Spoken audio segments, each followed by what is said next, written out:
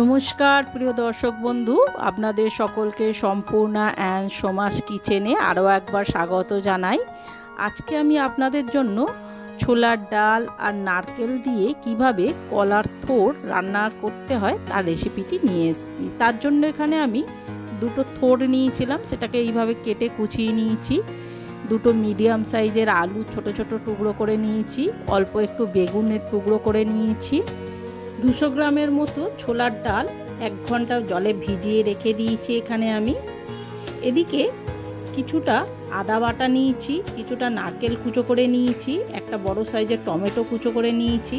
এদিকে 1 চামচ হলুদ গুঁড়ো, 1 চামচ লঙ্কা গুঁড়ো, 1 চামচ জিরে গুঁড়ো আর 1 চামচ ধনে গুঁড়ো নিয়েছি।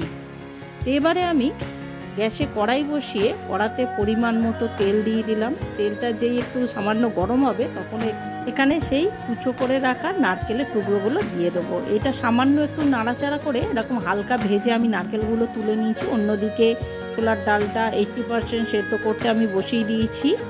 এবার অন্যদিকে নারকেলগুলো তুলে ওই তেলের মধ্যেই আরও কিছুটা তেল আমি মিশিয়ে দিলাম, দিয়ে তেজপাতা, শুকনো লঙ্কা আর গোটা জিরে ফোড়ন দিয়ে ফোড়নটা সামান্য একটু নাড়াচাড়া করে নিয়ে এবারের মধ্যে সেই আলুর টুকরোগুলো দিয়ে দেব। সমস্ত আলুগুলোকে এর মধ্যে দেওয়া হয়ে গেলে এবার কিছুক্ষণ 2-4 মিনিট আলুগুলোকে আমাদের ভাজতে হবে। আলুগুলো সামান্য ভাজা হয়ে গেলে তখন এর মধ্যে আমি সেই বেগুনের টুকরোগুলো দিয়ে দেব। বেগুন আর আলু আবার 2-3 মিনিট এইরকমভাবে ভালোভাবে আমাদের নেড়ে চেড়ে ভাজা হয়ে গেলে তখন এর মধ্যে টুকরো করে রাখা টমেটোটা দিয়ে দিলাম। টমেটোটা দিয়ে আরও 1 মিনিট নাড়াচাড়া করে টমেটোটা যেই একটু নরম হয়ে যাবে তখনই এর মধ্যে 1 চামচ আদা বাটা আর সেই গুঁড়ো মশলাগুলো এর মধ্যে সমস্ত দিয়ে দেবো। দিয়ে সামান্য একটু জল দিয়ে দেবো যাতে মশলাগুলো পুড়ে না যায়। দিয়ে এবার সমানে এগুলোকে আমাদের একসঙ্গে কষাতে হবে। 2-4 মিনিট এরকম ভালোভাবে মশলার সাথে এইগুলোকে কষানো হয়ে গেলে এখানে কিছুটা 1 চামচ চিনি আর 1 চামচ নুন যোগ করে দেবো। দিয়ে আরও ভালো করে এগুলোকে আমাদের একসঙ্গে মিশিয়ে আরও 1-2 মিনিট আমাদের মশলার সঙ্গে এগুলোকে কষিয়ে নিতে হবে। ভালো করে মশলাটা যখনই কষানো হয়ে যাবে তখনই এর মধ্যে সেই কুচো করে রাখা থোড়টা আমরা দিয়ে দেব। দিয়ে থোড়ের সাথে আরও ভালো করে এগুলোকে 1-2 মিনিট মিশিয়ে নিতে হবে। 2-4 মিনিট ভালোভাবে নেড়ে চেড়ে মেশানো হয়ে গেলে সব একসঙ্গে এর মধ্যে তখন সেই সেদ্ধ করে রাখা ছোলার ডালটা আমি দিয়ে দেব। ডালটা দিয়ে এবার ভালো করে সব একসঙ্গে আমাদের মিশিয়ে নিতে হবে। তো বন্ধুরা, আপনাদের যদি আমার এই রান্নাটা ভালো লেগে থাকে তাহলে অবশ্যই আমার চ্যানেলটা সাবস্ক্রাইব করে একটা লাইক দিয়ে আমার পাশে থাকবেন। আর অবশ্যই আমাকে কমেন্ট করে জানাবেন আমার এই রেসিপিটি আপনাদের কেমন লেগেছে।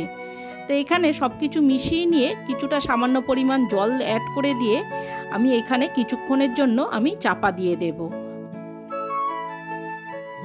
10 মিনিট পর ঢাকাটা আমি খুলে দিয়ে সামান্য একটু নাড়াচাড়া করে নিয়ে এই সময় এর মধ্যে সেই ভেজে রাখা নারকেলের টুকরোগুলো দিয়ে দেব। নারকেলের টুকরোগুলো দিয়ে ভালোভাবে ডালের সঙ্গে আমাদের এগুলোকে মিশিয়ে নিতে হবে। ভালোভাবে মেশানো হয়ে গেলে আরও 2 মিনিট এটাকে আমি চাপা দিয়ে দেব। 2 মিনিট পর ঢাকা খুলে দেখতেই পাচ্ছেন আমাদের জলও শুকিয়ে এসছে, তরকারিটাও মাখো মাখো হয়ে গেছে। এই সময় 1 চামচ ঘি আর কিছুটা গরম মশলা এর মধ্যে আমাদের দিয়ে দিতে হবে। এই সমস্ত কিছু দিয়ে আরও ভালো করে আমাদের এইগুলোকে একসঙ্গে মিশিয়ে নিতে হবে।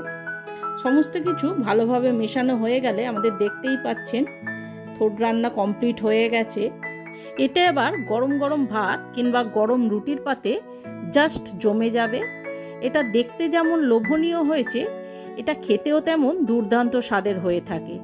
তা আপনারাও অবশ্য বাড়িতে আমার এই রেসিপিটি দেখে রান্না করে দেখুন একবার, তাহলে বাড়ির সবাই আপনার প্রশংসায় পঞ্চমুখ হয়ে উঠবে। তাহলে দেরি না করেই ঝটপট বাড়িতে এইভাবে ছোলার ডাল দিয়ে থোড় রান্না করে 1 নিমেষে সকলের মন জিতে নিন। আর অবশ্যই আমাকে কিন্তু কমেন্ট করে জানাতে ভুলবেন না আমার এই রেসিপিটি আপনাদের কেমন লেগেছে।